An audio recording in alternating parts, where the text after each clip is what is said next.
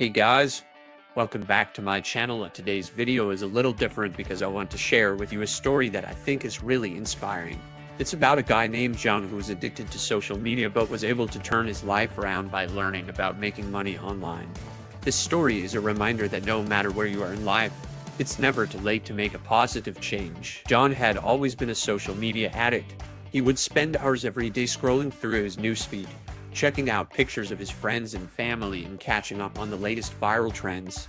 He enjoyed it so much that he never thought about the consequences of his actions. One day, as he was scrolling through his feed, he came across a post about a guy who was making a lot of money online. John was intrigued and decided to click on the link.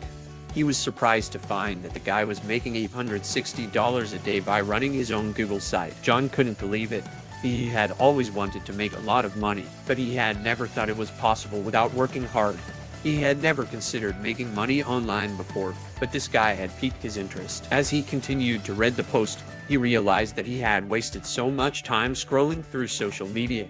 He had spent countless hours watching cat videos and reading memes, but had nothing to show for it. He felt a pang of regret wash over him. He knew he had to take action. He spent the next few weeks learning everything he could about creating a Google site and making money online.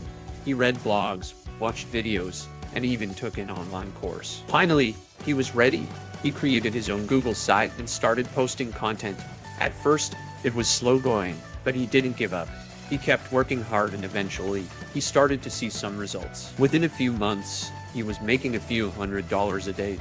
Then, a few months after that, he hit the $860 mark.